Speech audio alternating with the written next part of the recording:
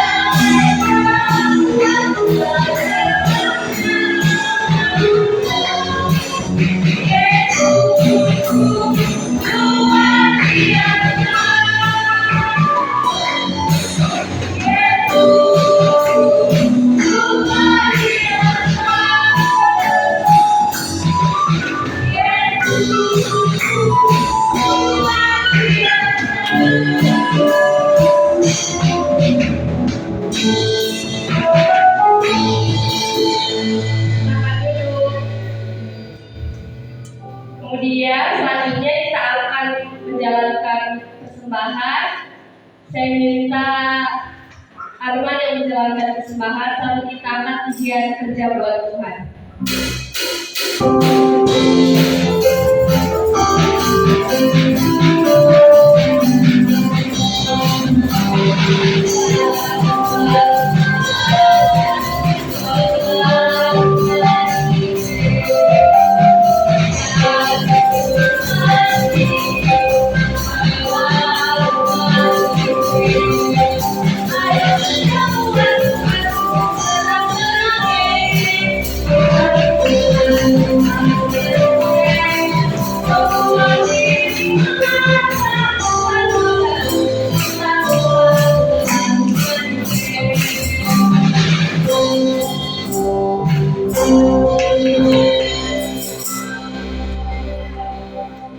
Sebentar lagi kita akan mendengarkan sebagian dari firman Tuhan. Sebelum mendengarkan firman Tuhan, kita akan ujian betapa besar kasih. Saya undang kita semua lalu berdiri.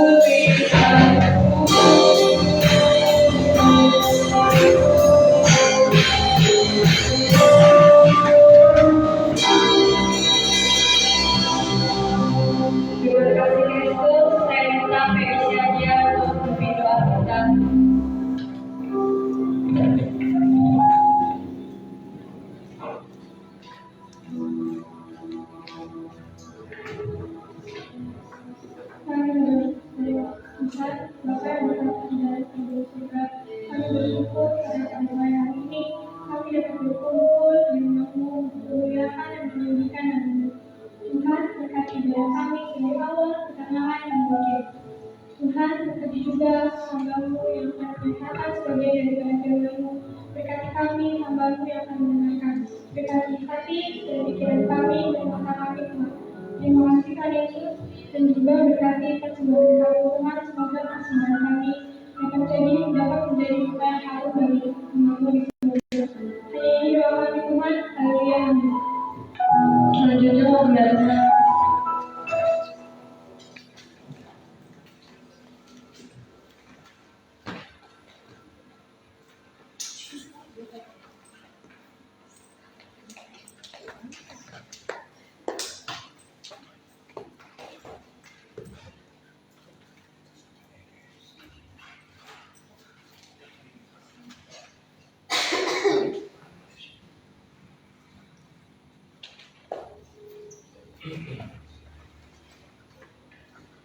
Salam.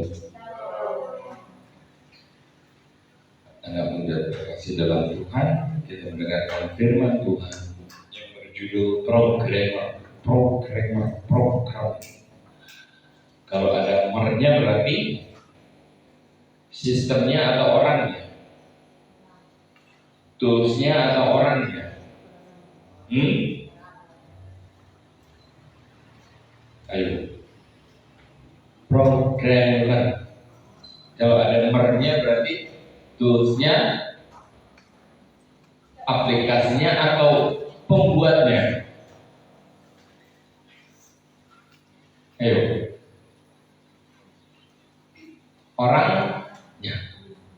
Orangnya disebut dengan programmer. Dulu nggak ada tukang ojek itu adanya di pangkalan. Setiap orang yang mau naik ojek datang ke pangkalan. Tapi karena ada aplikasi di program, gimana ya?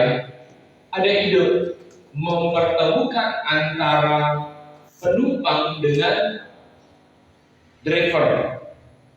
Dibuat aplikasi. Dibentuk satu aplikasi yang bisa mempertemukan antara orang yang membutuhkan dengan si ojek. Oh ya, dibuat aplikasi namanya Gojek. Kelihatan titiknya. Aku mau ke sini sampai ke sini. Biaya berapa? Nggak tawar menawar, nggak pakai hati. Nggak enak, kasih segini aja. Nggak pakai gitu lagi. Tapi sesuai dengan aplikasi ya, oke. 10.000, 5.000 atau lagi diskon, free sekalipun jangan. Jadi ada yang memprogram sesuatu untuk mempertemukan dua masalah menjadi satu solusi. Ada seorang yang memprogram, ada seorang yang berpikir dan membuat sebuah aplikasi. Untuk bicara sama orang luar negeri susah. Saudara kita di luar negeri susah. Teman sekolah, teman-temanku dulu yang satu sekolah kemana ya, satu kelas kemana ya? Kayaknya gak mungkin ketemu, atau ketemu juga 1-2 orang. Itu juga tanpa janji atau kebetulan. Gimana kita buat ketika kita mengingat seseorang, kita cari namanya dan seperti kriteria yang kita ingat tentang orang itu kita ketemu. Kita tahu alamatnya di mana, sekarang dia di mana, dan bisa berkomunikasi. Keluarlah Facebook. Ada lagi, pakai SMS itu terlalu ribet. Pembatasan kalimat ini dan itu dan segala macam, nggak bisa ngirim gambar. Dulu waktu SMS, gue di sini, lu lihat ini gue di sini. Padahal itu cuma lelucon, ya kan? Tapi ada seseorang yang menangkap itu sebagai suatu problem dan membuat sebuah program untuk memecahkan masalah.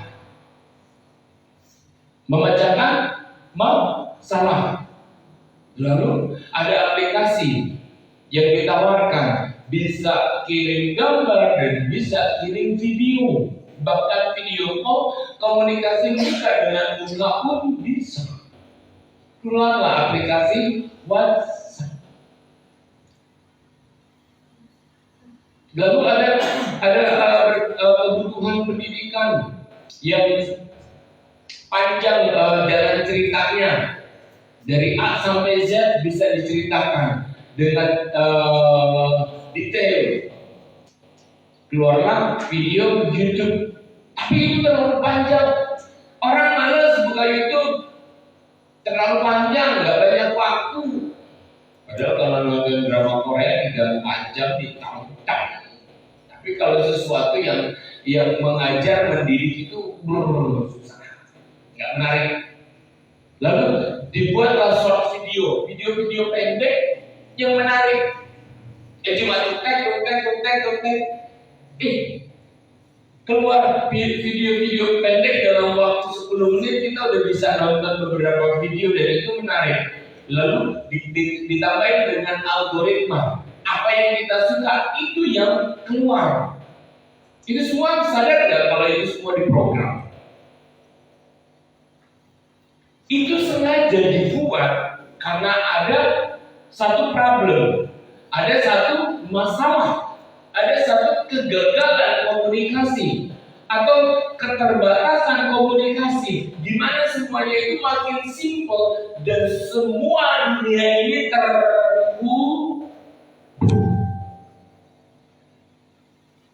dan yang membuat itu disebut programmer. Nah sekarang pertanyaannya, siapa di sini yang nggak punya masalah? Siapa di sini yang nggak punya masalah? Tidak ada bermasalah. Hebat. Semua aman, tentram, damai. Atau terima apa adanya aja deh. Gimana air mengalir aja deh. Ya kayak ikan aja lah, ngalir aja lah. Gak usah banyak tanya, gak usah banyak mikir, gak usah terlalu enyok, gak usah terlalu banyak nuntut. Mungkin gak kalau sifat seperti itu jadi pemrogram? Karena ada suatu persoalan, karena ada suatu permasalahan, ada yang ditangkap, butuh solusi untuk memecahkan persoalan itu, maka dia bertindak sebagai pemrogram untuk mempertemukan dua persoalan ini menjadi sebuah jawaban yang mudah.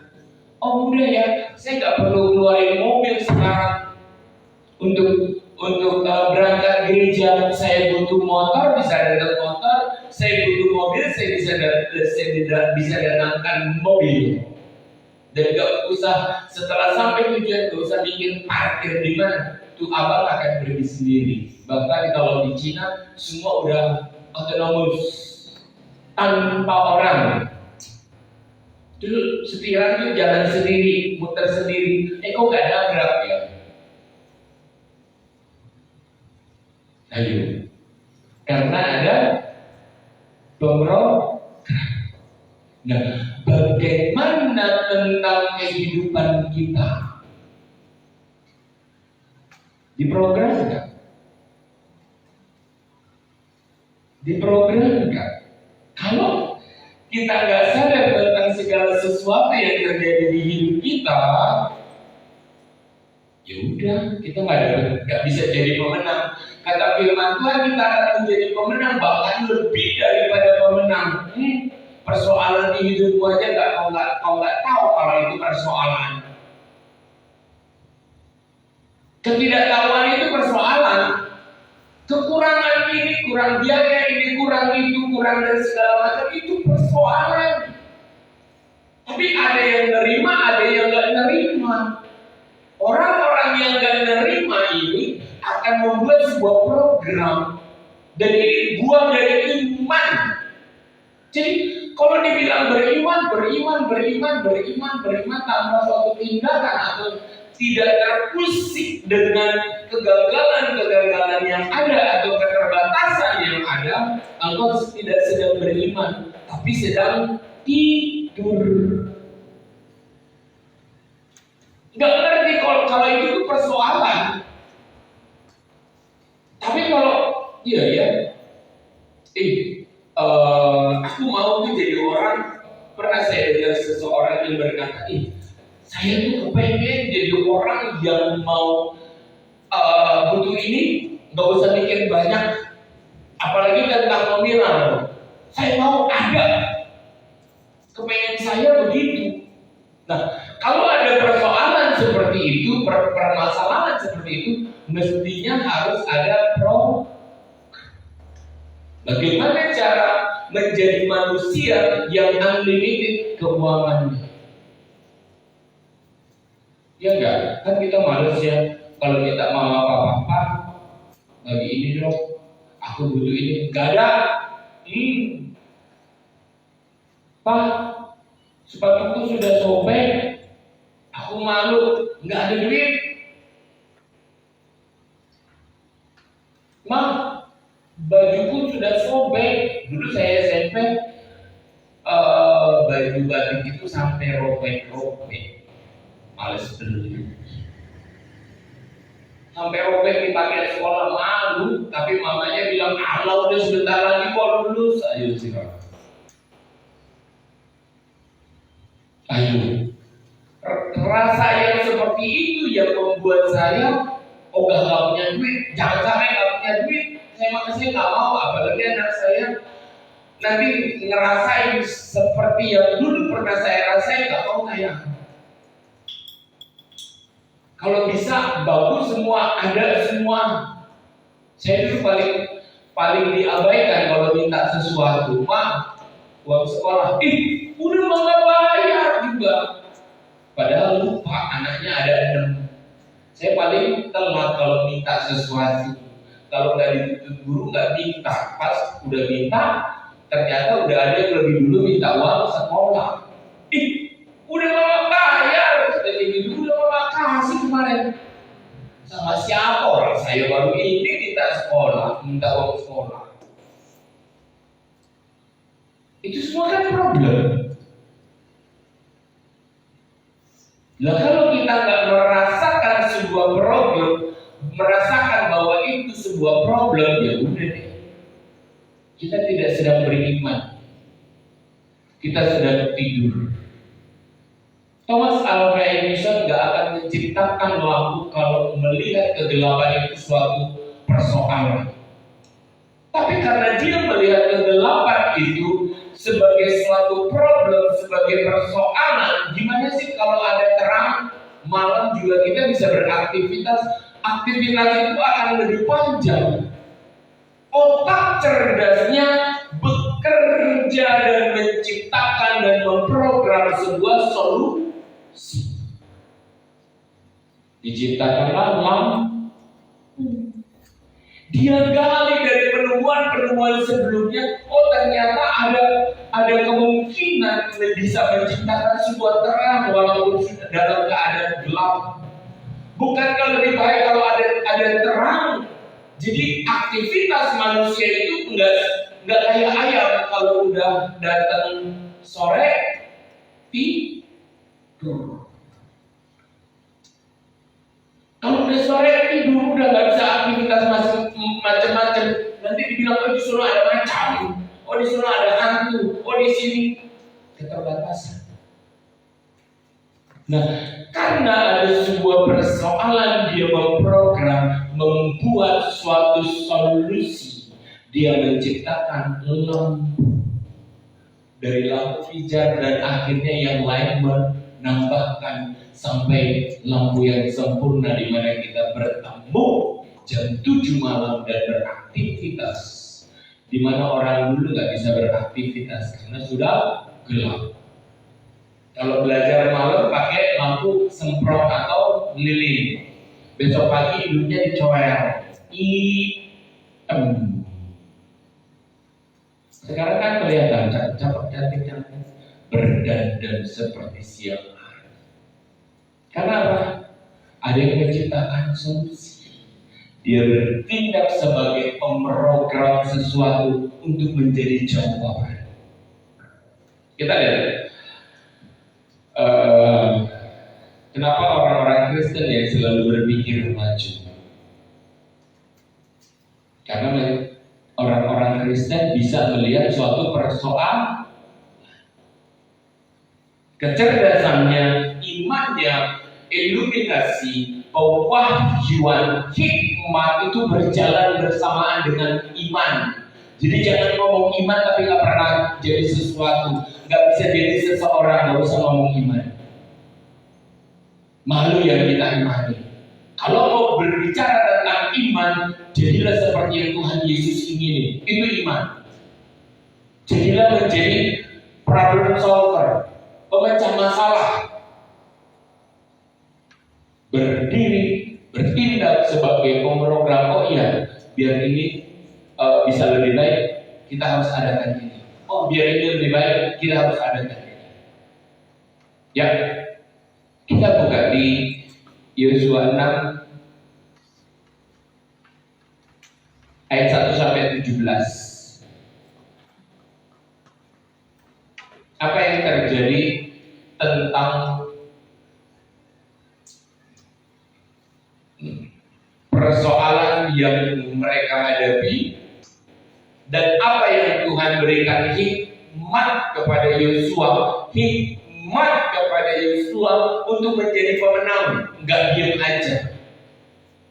Dan solusi setiap persoalan itu nggak sama. Perang pakai senjata, perang membunuh. Tetapi orang-orang yang mendengar Tuhan, orang-orang yang membuka telinganya kepada Tuhan, selalu ada solusi yang baik. Ya, Yosua 6 ayat 1 sampai 17 tadi ya. Dalam pada waktu itu Yeriko telah menutup pintu gerbangnya, telah tertutup kota itu karena orang Israel, tidak ada orang keluar atau masuk keluar. Berfirmanlah Tuhan kepada apa? Ulang dari awal.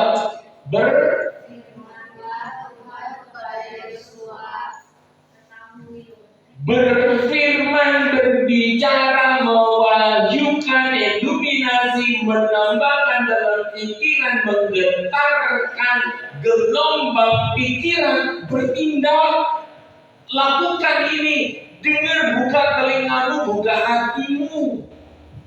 Tuhan berfirman menggetarkan hati Yosua, orang yang terbiasa mendengar suara Tuhan.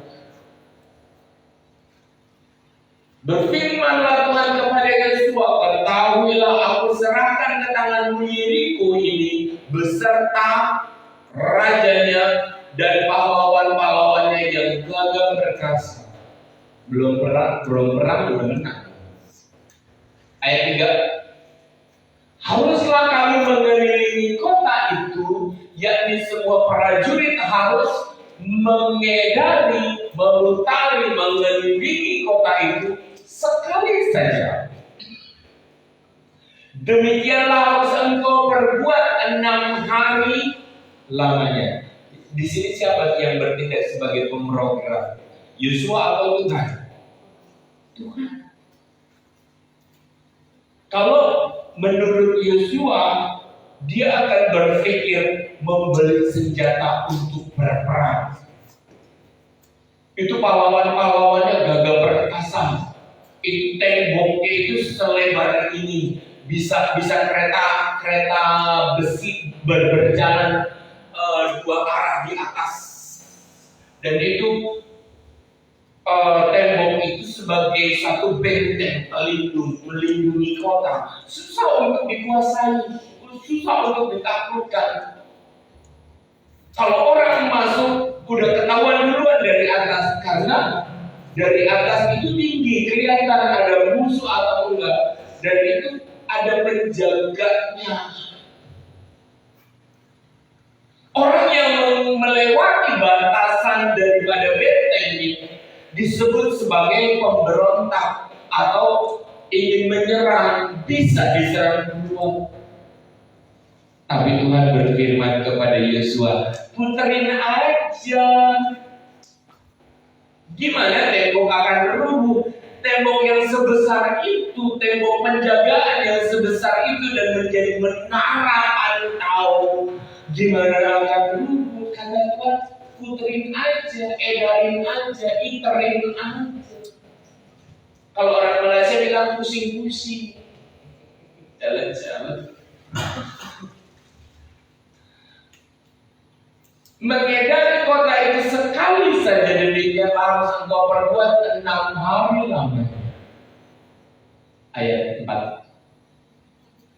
Dan 7 orang imam harus membawa 7 sangkakala tanduk domba di depan tabur. Tetapi pada hari yang ke-7, 7 kali kamu harus mengelilingi kota itu, sedang para imam meniup sangkakala. Mereka seakan-akan tidak berbuat apa-apa karena mereka tidak melewati batas. Berputar di luar daripada menara, di luar daripada benteng. Mereka tak apa-apa boleh.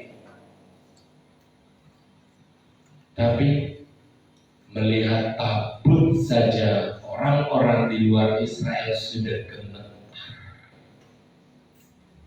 Tabut ini yang selalu berjalan di depan bangsa Israel ketika mereka keluar dari tanah Mesir. Semua bangsa-bangsa yang dilewati takluk gentar. Jangankan negara kita, Mesir aja lo dikerjain. Mesir negara adidaya, negara besar, teknologi tinggi. Pada waktu itu takluk kepada bangsa Israel. Ya, ayat 5. Apabila sangkakala tanduk domba itu panjang bunyinya dan kamu mendengar bunyi sangkakala itu, maka haruslah seluruh bangsa bersorak-sorak dengan nyaring, maka tembok kota itu akan runtuh. Padahal belum runtuh.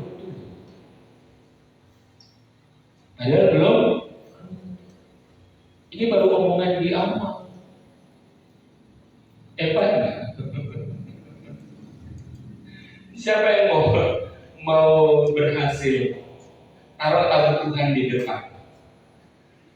Siapa yang mau berhasil dalam pendidikan? Taruh tabut Tuhan di depan. Di depan perjalananmu, panggil Tuhan. Tabut Tuhan itu gambaran daripada hadirat Tuhan. Gambaran dari tabut itu adalah gambaran dari penyertaan Tuhan. Dulu gambarnya tabut kotak diusung-usung. Tapi setelah Yesus Tuhan bangkit dari kematian, Dia memberikan janji, dikatakan bukan lagi tabut, dikatakan Dia imam. Penyertaannya lebih jelas lagi, nggak usah bawa kotak-kotak. Dan sengaja kotak itu tidak terlihat saat ini dan digantikan dengan tubuh manusiawi Yesus yang tersalib menjadi penebusan dan akhirnya dikuburkan dan bangkit dan naik ke rumah Bapa. Dan dikatakan, aku menyertai kamu sampai kesudahan. Dia itu tadi Tuhan yang bertindak sebagai pemrogram, yang berkata bahwa tembok Yeriko ini akan runtuh pada hari yang ke-7. Padahal belum runtuh. Tapi karena telinga yang mendengar, hati yang taat, dan menaruh Tuhan di depan setiap perjalanan dan langkahnya, maka ini kata iman. Iman adalah bukti dari sesuatu yang apa? Tidak terlihat, dan bukti dari sesuatu yang akan kita dapatkan.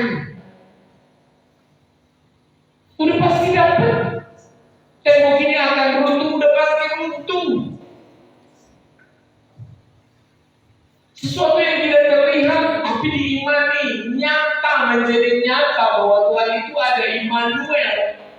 Bukan tentang tabut lagi, tapi tentang Yesus. Dia yang menyatu dengan kita.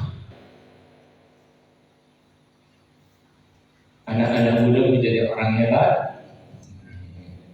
Taruh tabut di depan, taruh Kristus di depan.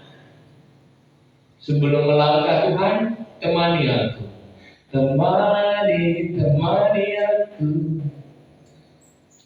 Kenapa? Punya Tuhan kayak Tuhan Yesus tuh keren pisan. Yap.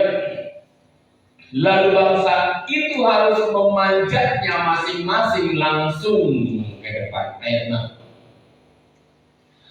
Kemudian Yosua bin Nun memanggil para imam berkata kepada mereka, angkatlah tabut perjanjian itu dan 7 orang imam harus membawa 7 sangkakala tanduk domba di depan tabut Tuhan. 7. Ingat ya, di depan tabut Tuhan.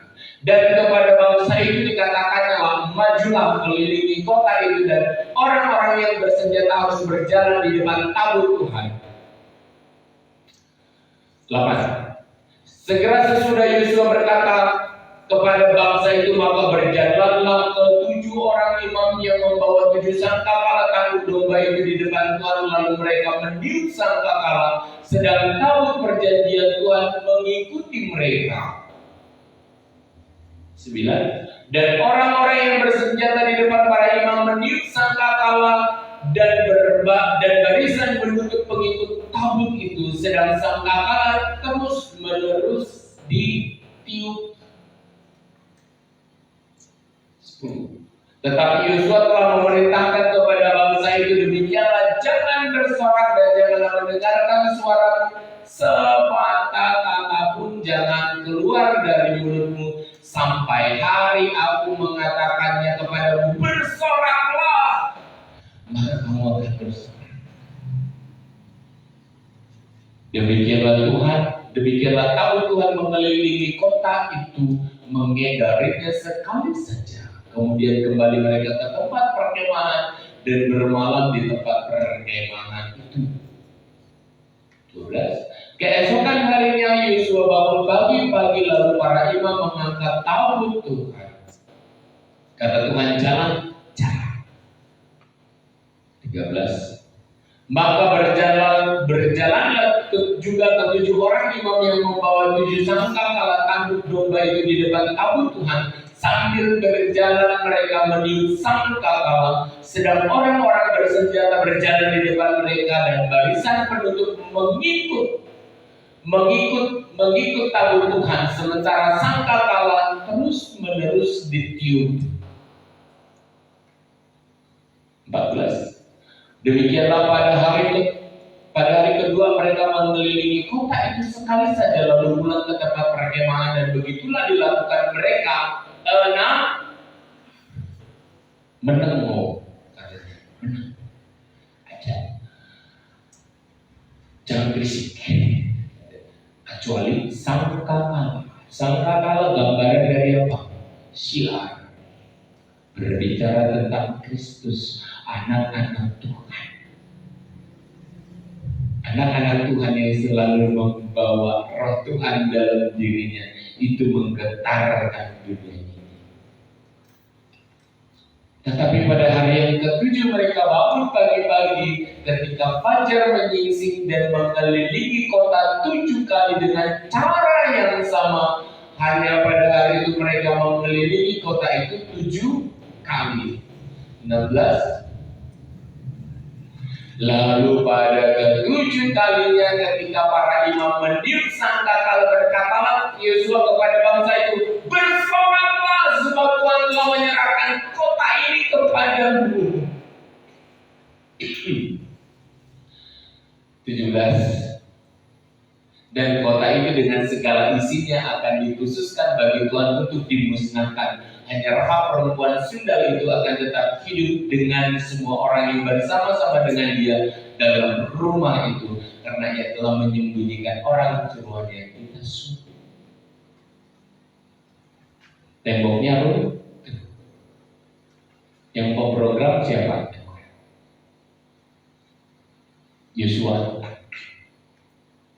Belajar dengar. Siapa mau berhasil? Duduk, berdiskusi dengan Tuhan, lihat persoalan, lihat problem, lihat generasi demi generasi orang tua saya bagaimana. Butuh peningkatan apa baik, apa begini aja. Segini aja aku udah keren. Segini aja baik-baik aja. Kalau orang udah berpikir tentang udah gini aja gak apa-apa, ya udah, gak butuh solusi, gak butuh jawaban, gak butuh tindakan. Tapi orang-orang yang gak menerima keadaan dan minta pertolongan Tuhan, di situ dia akan mendapatkan jawaban, di situ akan mendapatkan hikmah. Orang-orang yang menempatkan Tuhan sebagai hikmat, belajar mendengar. Dari situ Yosua memperoleh kemenangan. Tidak satu langkah pun yang Yosua lakukan di luar dari perkataan firman Tuhan. Bayangkan, tembok segede itu rubuh dan runtuh, dan mereka menguasai isi. Dan pahlawan-pahlawan dan rajanya diserahkan. Kata Tuhan, aku sudah serahkan mereka ke dalam tanganmu. Coba Yosua katakan, jadi enggak? Kenapa yang dipilih Yosua, bukan yang lain? Yosua belajar taat dari menjadi 12 pengintai. Dia taat sama Tuhan, dia percaya penuh dengan kuasa Tuhan, sampai untuk menerobos menghancurkan Yeriko. Tuhan pilih Yosua untuk memimpin bangsa itu menghancurkan Yeriko. Karena apa? Telinganya yang taat. Enggak dilakukan sesuatu pun di luar dari perkataan Tuhan. Siapa yang mau sukses? Belajar dengan ini.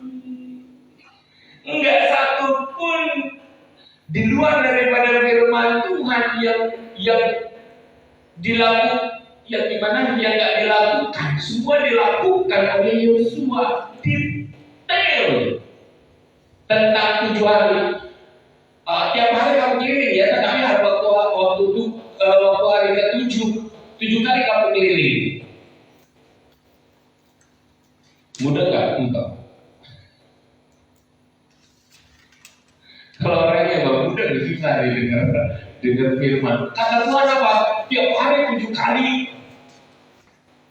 Padahal yang disuruh hari pertama sampai hari ke-6 berapa kali? Kan? Gak ada yang dengar kan? Gak ada yang mudeng kan? Jangan seperti saya ngomong. 1 hari berapa kali? 3 mudeng. Hari keberapa 7 kali? Ini loh di depan masih. Hari pertama sampai hari ke-6 berapa kali? 1 kali. Hari yang ke-7 Kalau nggak mudeng tentang firman Tuhan, apa kata Tuhan, salah dalam bertindak. Firman Tuhan itu nggak menarik. Yaudah, kapan berhasilnya, kepengen si sukses, tapi dengar berita aja, dengar perintah aja nggak bisa. Kemarin kami kumpul dan saya punya ponakan udah umur 26, 27.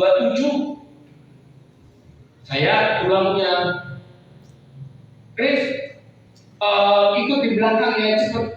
Kamu bawa mobil, tapi di dalam itu ada barang yang mau dikirim setelah dari restoran. Habis itu, iya. Chris, aku ikut Bantres katanya. Dia ikut sama abangnya. Terus kayak gitu, saya udah cepat-cepat ke restoran karena udah jam 7 jalan dari rumah. Kemungkinan akan sampai jam 8. Restoran tutup jam 9.30 aja, mereka udah ringkes. Lah, ditungguin, itu udah nyampe jam 8, udah order. Mana yang diambil? Akhirnya ditelepon, kok nggak nyusul?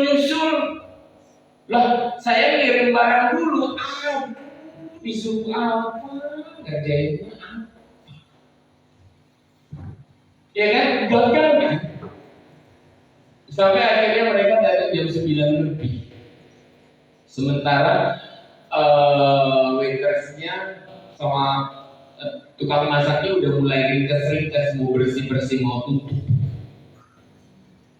Ini loh, hal mendengar, hal taat, hal bertanya, itu penting banget. Apalagi mau bertindak, duduk sebagai pemrogram. Gak akan bisa. Karena apa? Pemikiran itu destruktif, gak konstruktif, gak tersusun. Badan kita ini tersusun rapi. Semua tersusun rapi, sampai jantung pun bisa berdetak waktu kita tidur. Gen yang ada di dalamnya, semua itu kecil-kecil, mikro nano, kecil-kecil, tetapi semua terkumpul dan terhubung.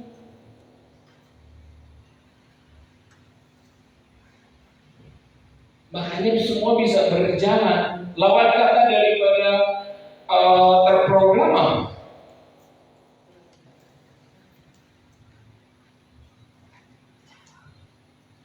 apa lawan kata dari tidak terprogram? Tidak terprogram. Apa bandingannya manusia dengan robot? Robot itu diprogram. Dia nggak bisa lewat dari itu. Sampai AI pun lawan kita bicara, pusing dia. Jawabannya template. Iya, saya akan berusaha sebaik mungkin untuk menjawab. Jawabannya apa? Iya, saya akan berusaha untuk menjawab dengan iya jawabannya. Iya, saya akan berusaha. Kirain AI itu cerdas banget. Robot itu terprogram, tapi manusia itu punya free will, kebebasan untuk berpikir dan bertindak. Karena manusia tidak seperti robot, maka Tuhan ingin telinga ini terhubung selalu dengan Tuhan, dengar suara Tuhan. Karena apa? Di luar daripada suara Tuhan banyak hal berisik yang membuat anak-anak muda gak belajar, tapi fokus kepada hal-hal lain. Kalau hal-hal lain untuk mencapai tujuannya nggak seperti orang umumnya nggak apa-apa. Tapi kalau cuma untuk sesuatu yang sia-sia, yang dipikir, yang dilakukan, ya ini yang membuatnya semua sia-sia. Ada sesuatu yang nggak bisa dikembalikan. Apa? Waktu. Tahun lalu saya sudah berbicara tentang hal ini. Sudah berlalu 1 tahun. Apa yang sudah digapai? Puas apa enggak? Kalau ya begini mah, ya nggak apa-apa ya begini. Ya udah begini aja. Karena kalau udah tua, baru kita bayangin. Coba saya dulu lebih hati-hati memakai waktu. Karena bagi orang yang tidak memprogram hidupnya, nggak bertindak sebagai pemrogram hidupnya, dia itu kayak air yang diputar, terbuka terus, muncul terus, tapi nggak pernah ditampung. Pung. Ketika kemarau datang, kerannya habis. Di situ dia ingat, biasanya airnya muncul loh. Biasanya airnya muncul, iya karena airnya muncul gak pernah ditampung. Ketika kita butuh, gak ada air. Kenapa ada wadukan? Kenapa ada jatiluhur? Semuanya itu terprogram, nggak mau hilang. Air itu tetap ada waktu musim kemarau. Di musim kemarau pun menanam tetap Lukas 14 ayatnya yang ke 28. Saya kasih kepada anak-anak muda. Lukas 14 ayatnya yang ke 28.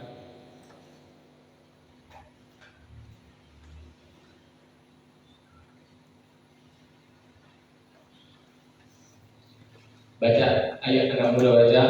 1, 2, 3.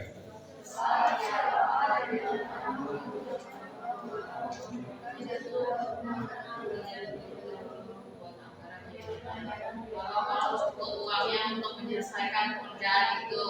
29. Disuruh apa? Duduk. Suruh duduk mikir. Ya, supaya jikalau dia sudah meletakkan dasarnya dan tidak dapat menyelesaikannya, jangan-jangan semua orang yang melihat lanjut.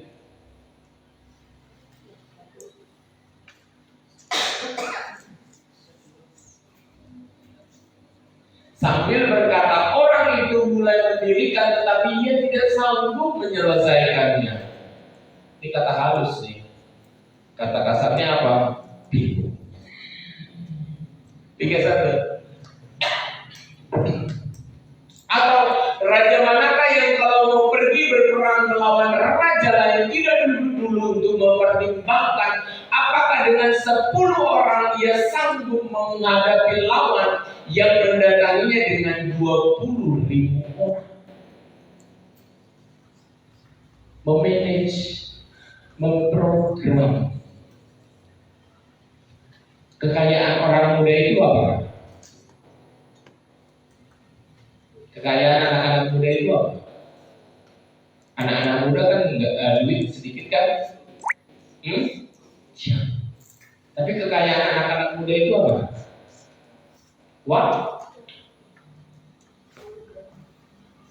Siapa yang bisa mengelola waktunya dengan baik, dialah orang-orang yang berhasil. Jangan mentang-mentang masih muda, ya udah nyantai aja, slow aja. Tahu-tahu udah umur 23, 24, baru mulai mikir, baru mulai ending. Telat. Iya kan? Orang-orang muda itu kaya akan waktu, cantik, gagah, kuat, nggak ada pengeliru itu, nggak ada encok. Orang tua udah pusing, udah pegel, udah ngilu-ngilu badannya, otaknya udah mandek suruh mikir itu. Anak muda sekarang dikasih program aplikasi cepat dia bekerja, nggak usah dia cari. Coding, bikin prompt ini itu, perintah ini untuk memerintah mesin bisa. Tuhan suruh apa? Ayat 18 tadi. Ayat berapa tadi? 24 ya.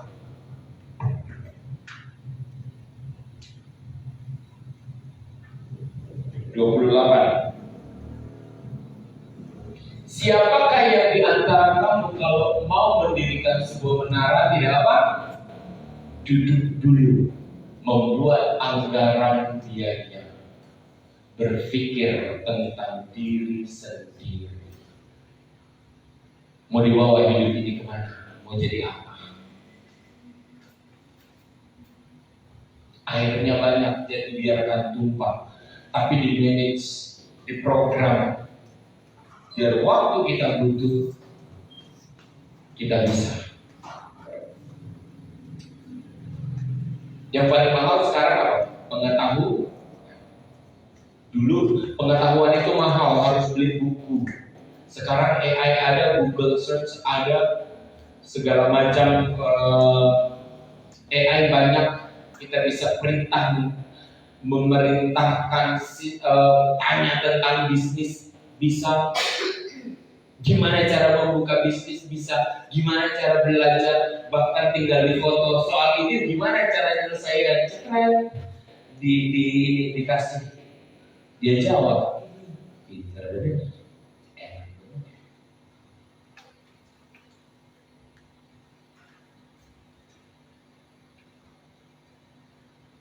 Otak dari semuanya itu siapa? Kristus.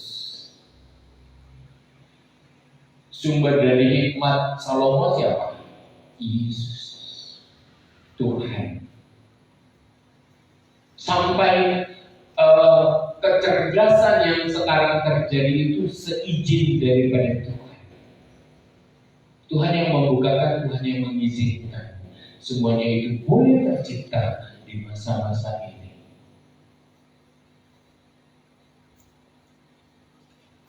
Taruh dia di dalam hati dan pikiran, mulai mendengar. Kita lihat caranya Tuhan tadi memprogram sebuah kemenangan. Yeriko runtuh. Kalau kita duduk, Tuhan, tolong saya Tuhan, saya mau diberkati. Waktu pertama waktu nikah sama Mama Elis, setelah nikah dia udah bikin program, Pak. Kalau saya ingat, saya ketawa. Pak, tahun pertama kita punya mobil. Dari mana motornya nggak punya? Bisa kejadian baru nikah sudah punya motor. 1 tahun ke depannya punya mobil. Ih, kok bisa? Pak, nanti kita akan punya ruko ya. Enak bener ya? Ya, mimpi aja terus. Ternyata mimpi itu enak. Kalau jadi kenyang,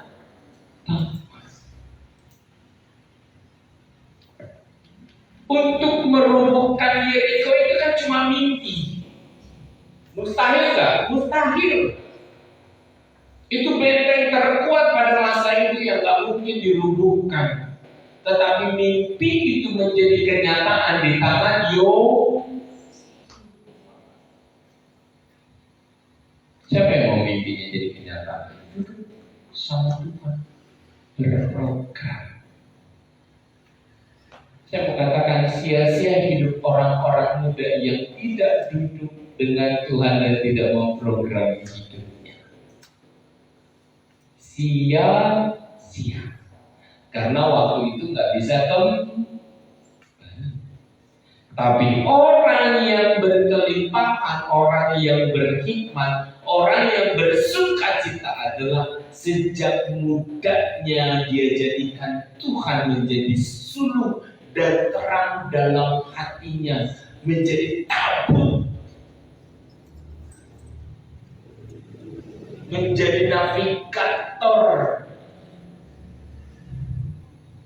Tabut itu gambaran apa namanya itu, aplikasi yang dari alamat GPS. Dia memimpin. Kalau nggak mau nyasar, nggak mau banyak enyo, tapi sampai kepada tujuan, jadi GPS. Iya Tuhan. Selamat pagi Tuhan, hari ini aku harus apa Tuhan? Tuhan, pencapaian tahun depan harus begini Tuhan. Tuhan tolong dong Tuhan. Aku harus cepat-cepat memberkati orang tuaku. Cepat-cepat memberkati orang tua. Berkati mereka, senangkan mereka. Jangan, aku masih muda, aku masih muda. Orang lain juga ya, orang lain jangan ikutin dong. Lihat orang-orang dunia yang berhasil sudah memberangkatkan emak bapaknya ke Israel, mau jalan-jalan kemana, mama papa ada duit, aku ada, tuh pakai mobil mana mama, ayo ke showroom. Bawa mereka kebahagiaan karena dekat dengan, karena apa? Duduk dan merancang bersama-sama dengan Tuhan, si sumber hikmat, sumber terang. Daud selalu menang karena dia taruh tabut itu di depan. Baca cerita tentang perjuangan Daud membawa tabut itu ke Yerusalem. Girangnya bukan main. Tapi yang harus dikorbankan berapa ratus lembu sapi. Gak apa-apa, gak masalah. Yang penting aku dekat dengan Tuhan. Hanya dekat Allah saja aku tenang. Daripadanya keselamatan. Kalau hatinya anak-anak muda ini seperti Daud, keren. Uang 1 juta 2 juta itu kecil. Kelimpahan yang dinikmati Daud, yang dicurahkan, yang diwariskan kepada Salomo yang bisa membangun bait suci Salomo bertonton emas. Itu dari mana hikmah? Dari kepandaian dengan duduk. Mau anak-anak muda duduk dengan Tuhan. Ini masih awal minggu tahun baru 2026. Anak-anak Tuhan itu harus jadi solusi. Ketika ada pemilihan orang-orang pandai, timbullah, terbitlah seperti Sadrak, Mesak, Abednego, aku. Orang yang biasa belajar, orang yang biasa duduk dengan Tuhan, orang yang biasa menyerap informasi. Duduk seperti Yusuf. Ketika raja tidak menceritakan mimpinya, dia bisa ceritakan persis seperti mimpi raja. Kata raja, loh, apa dong kalau kamu menafsirkan mimpi saya yang sudah saya ceritakan, kamu bisa dong. Sekarang saya tidak cerita tentang mimpi saya, tapi ceritakan mimpi saya.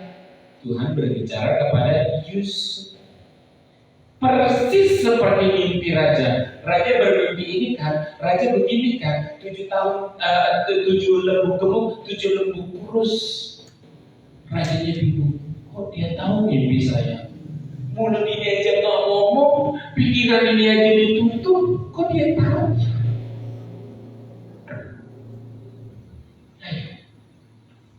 Siapa yang mau duduk dengan Tuhan, sumber hikmat yang segitu hebatnya?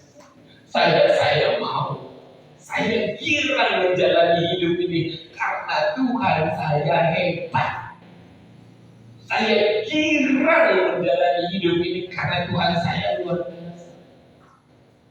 Dia yang mengajari saya. Kalau nggak mau duduk sama Tuhan, keadaanmu nggak akan berubah. Template beriman, template. Oh iya, saya akan menjawab, saya akan memberikan solusi sebaik mungkin. Iya, kayak AI. So pintar tapi Oke, demikian firman Tuhan. Baca lagi di rumah, dengar lagi di rumah. Kita naikkan pujian kita.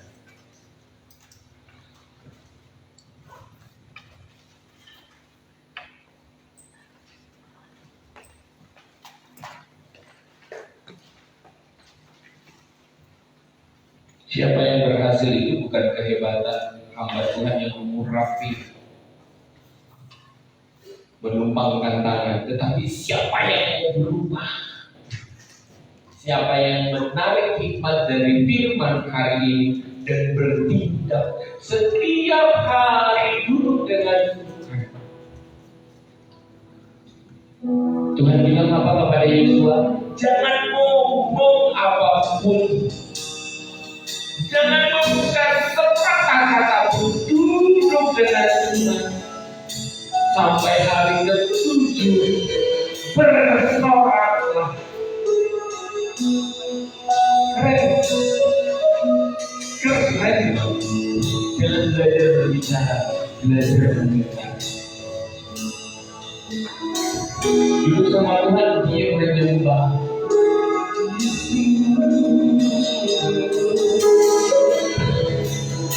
Dia Tuhan yang berbicara.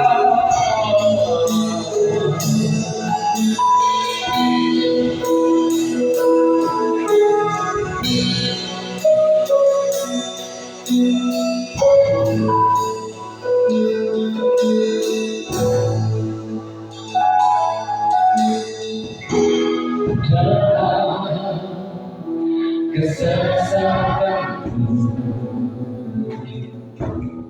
kau beri kedamaianku dalam keraguanku, temukan padamu.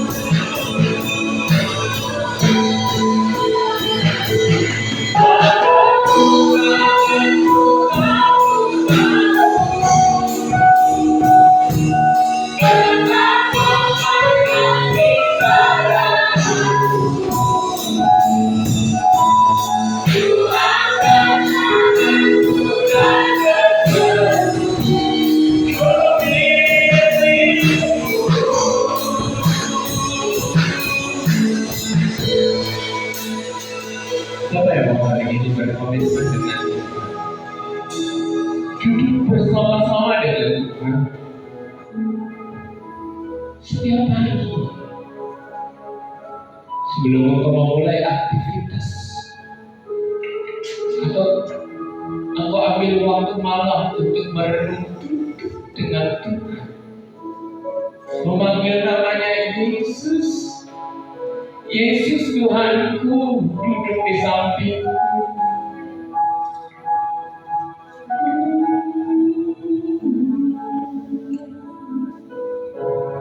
Yesus gak mungkin punya hikmat kalau dia tidak duduk bersama dengan Tuhan.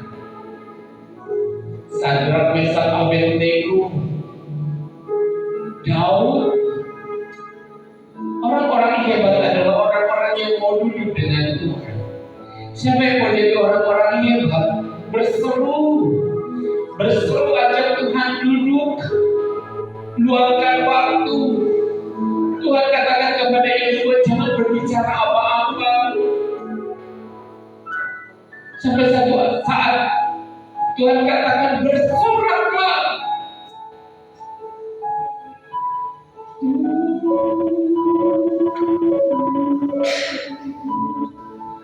Belajar mengambil waktu dengan Tuhan, memuji.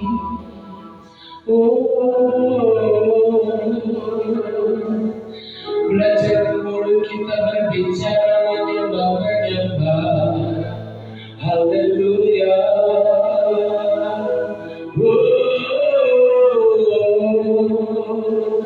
Glory Tuhan. Haleluya.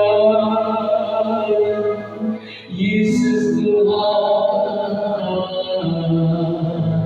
Minta Tuhan temani aku, Tuhan temani aku, Tuhan Yesus. Haleluya. Glory.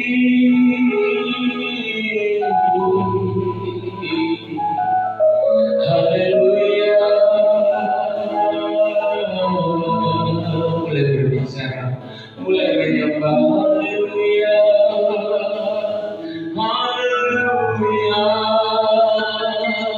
Glory Tuhan.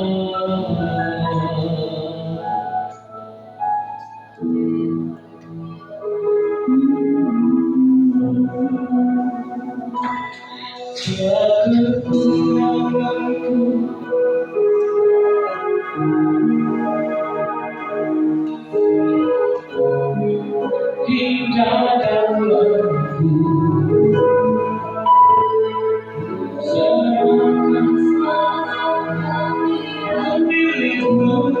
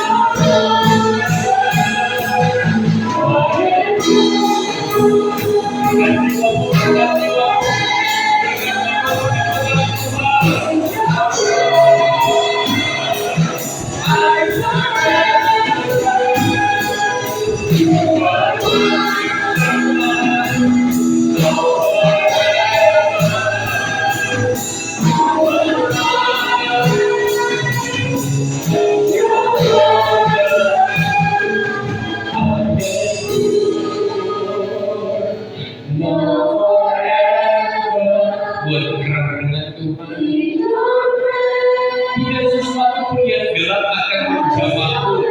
Dalam nama Yesus, dalam nama Yesus. Anak-anak muda adalah milik Tuhan. Diciptakan Tuhan, karunia-karunia Tuhan. Mereka akan bertumbuhan, mereka berkata-kata memuliakan Tuhan, mereka akan dipakai Tuhan. Now forever, in your reign, I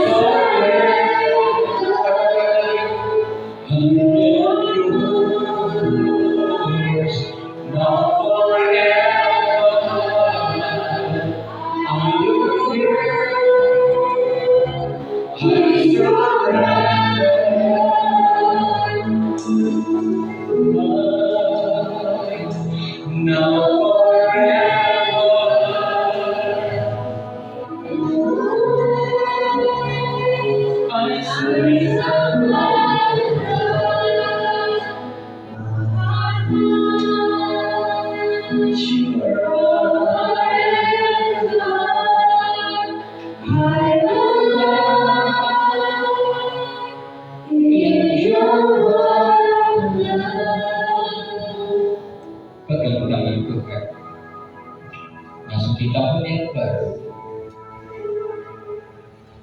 Jadikan Tuhan itu takut di dalam hatimu.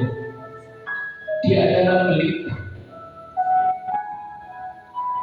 Karena takut itu selalu disertai kami Dia yang akan menerangi langkahmu dan kau tidak terjatuh dan tidak membuat keputusan-keputusan konyol. Tetapi kau akan bangkit dan menjadi terang seperti anak-anak Tuhan. Aku akan dijadikan pahlawan. Aku dijadikan orang-orang yang hebat, tokoh-tokoh iman. Memulailah dari sekarang. Yang mendengar firman Tuhan katakan amin. Haleluya Yesus, haleluya, haleluya, haleluya. Terima kasih Tuhan buat firman hari ini. Angkat tanganmu dan terima berkat. Tuhan memberkati engkau dan melindungi engkau. Tuhan menyinari engkau dengan wajahnya dan memberi engkau kasih karunia. Tuhan menghadapkan wajahnya kepadamu dan memberi engkau damai sejahtera. Jemaat yang dikasihi Tuhan, pulanglah dalam persekutuan dalam kasih Allah Bapa, Anaknya Tunggal Tuhan Yesus Kristus dan Roh Kudus menyertai sampai Maranatha. Tuhan Yesus memberkati semua. Amin.